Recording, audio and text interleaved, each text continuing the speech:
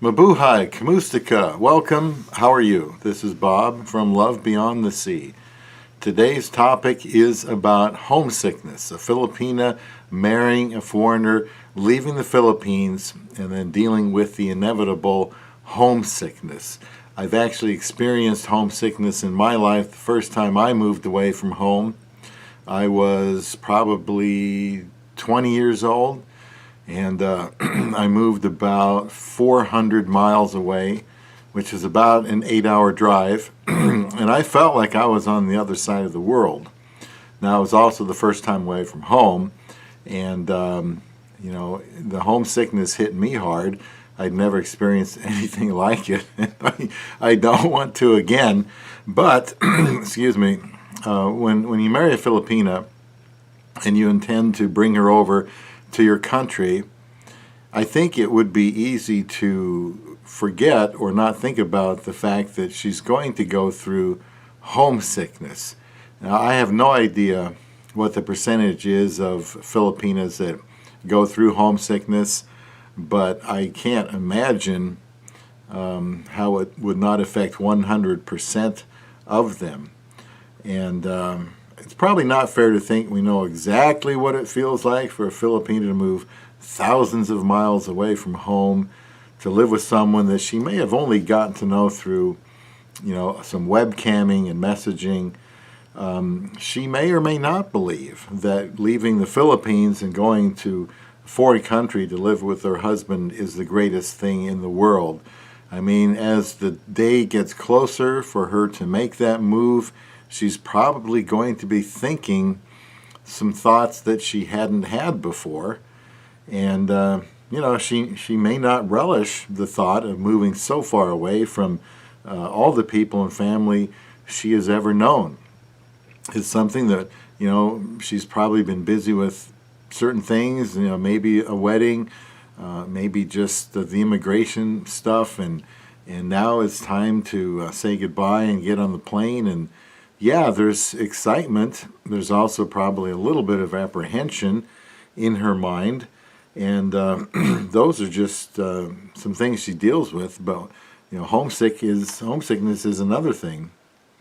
I was thinking the other day, even though the family bond is so very strong in many cases in the Philippines, that makes it difficult to move away. It's a good thing that they're so close. I had a Filipino tell me one time that we were just talking about the Bible, and we're talking about leaving and cleaving. The Bible talks about getting married and leaving your family, cleaving with your spouse. And he admitted that Filipinas are not so good at that. And it's in the culture that they're leaving and going overseas. But it's hard. And it's hard because of the strong family bond that we value and cherish so much. That makes it hard to leave. Now, your wife is going to get homesick. But if she's able to Skype, for example, with family and friends back home, that helps a ton. When I observed my wife doing that, she seemed engaged and happy as I looked at her pretty face and her beautiful eyes, and as she was talking to them, and that made me feel good. And by the way, I'll share some things that can help with homesickness. Feel free to share anything else, something you went through, something that actually helped your wife with homesickness, maybe how long it lasted. Any comments would be appreciated. Now, recently, a lady who immigrated to America told me that it would be best for my wife not to visit the Philippines for a couple of years because she's going to need time to acclimate first to her new environment. She also surprised me by saying that her homesickness is going to be worse or more challenging to deal with after she has returned from her first visit back to the Philippines than it was the first time. And this is due to the flood of emotion after seeing so many people again, then again having to leave. So because of this, she stressed that I need to go with her on this trip back home so I can comfort her on those 4 flights back. And I did. We went to the Philippines just 7 months after she left, after she immigrated. Just 7 months after that, we went back to the Philippines, partly to see her newborn niece. And in our case, it didn't seem that it was harder for her the second time, but we weren't always together when we returned, and she admitted to me that it was difficult.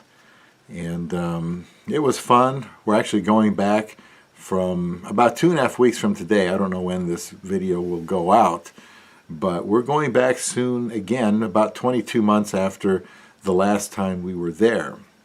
It's always something to look forward to. It is tempting to feel a little confused why your wife would be homesick after, living with such a wonderful guy like you, but don't fret, don't pressure her with thoughts about, just moving on or just getting over it. Not that she would. She loves you dearly, she'll be devoted to you, but the family bonds are very, very strong. So don't take it personally after several months or 6 months or a year that she still cries now and then because she misses her family. My wife cried for a week, as far as I know, after we left the Philippines in August. That was our first trip back together, and then she cried for about a week. In fact, she was already starting to cry on the taxi to the airport for those first of 4 flights, because she was, thinking about just everything that a Filipina would have going through her mind when she's been there for, it was 2 weeks, and that's kind of short, but that's all the time we had. And so she's with her family, she sees everybody, it's exciting again, and now she's leaving. Even that second time can be tough for her. Just recently, she was, crying while she was washing the dishes, and because she was listening to Philippine love songs, and that reminded her of home. I asked her, "Why are you crying, hon?" And she said, "It's the songs making her miss home." This was like, a year or so after she got here. So one thing you can do is help her to meet people and families that she can become friends with. And church is a good place to start with, to help her with homesickness. People in my life have embraced my wife. I'm so happy to think that they think highly of her in a spiritual sense, and they think highly of her character. It is important to me that she is with women who can help her grow, and that someday my wife will be able to be a positive influence on a younger woman. And my wife has been very good to my mother. We bought our mom's place, and my mother lives with us. So I feel like for my mom that she's received a new lease on life. She's 85 years old. She adores my wife. She enjoys spending time with her, shopping sometimes, and watching television. So going out to eat sometimes together. So that's been good for my wife to have somebody else home. Because at first, when she married me and she immigrated, we were living in an apartment, so it was just me and her. So she tried to find things to do when I was gone because she didn't have a job at that time. Watched a lot of TV, probably a lot of Facebook. The Facebook is good, as I said earlier, to connect with home, but by the same token, it can also help her to miss that home too if she's not busy doing other things. It's important to keep her busy. So it's good to pray for her to find fulfilling and satisfying activity. This may or may not be work, employment. She needs people to befriend her and show her love, and that's where your church should come in. You might be surprised how much they make your Filipino wife feel at home. A younger lady at church organized what they call the welcome shower for my wife. We have 75 people in the church, and this was women only, and we ended up with like 45 gifts. It was just overwhelming, the support that they gave her in welcoming her here. And my wife was thrilled to go to Target and register for gifts, and I am just thrilled that she's finding women of different ages to associate with. Some of the things she does, she likes to mow the lawn, actually. She likes that for exercise, and she put the lawnmower together out of the box. She put a trimmer together out of the box. The other day she was learning how to wind up that thing, that spool that goes around and cuts the the grass. As you can tell, that's not my thing. But she likes to do that. She's stained the deck a couple times. She likes to wash her car by hand, with the hose at home. She's washed my mom's car. She's washed my car. And those are things she likes to do. This is her place now. This is her home. This is her yard. She's got her car. She's got, this whole place is hers, really, as much as it is mine. And she treats it that way, and that's good.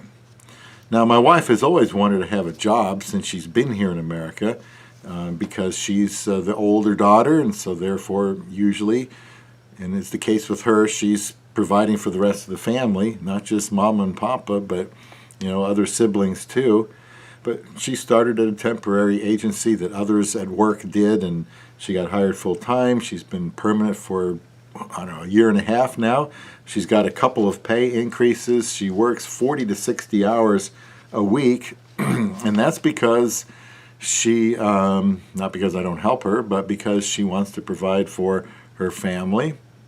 And she has her own car that she is paying for. It was a brand new car that she wanted, and she had learned how to drive. So I said, well, sweetie, we can't afford both cars unless you pay for it yourself. So she did, got an extended warranty, and she'll have that paid off in 4 years, and then all that money comes off the books. So she helps with a couple of bills. She needs to have money for herself, and so she even has a 401k. So she's working a lot of hours, and that helps. So she's a little bit tired, I would assume, when she comes home, although she can still do a lot of things after she works a 12-hour day, which is what she does.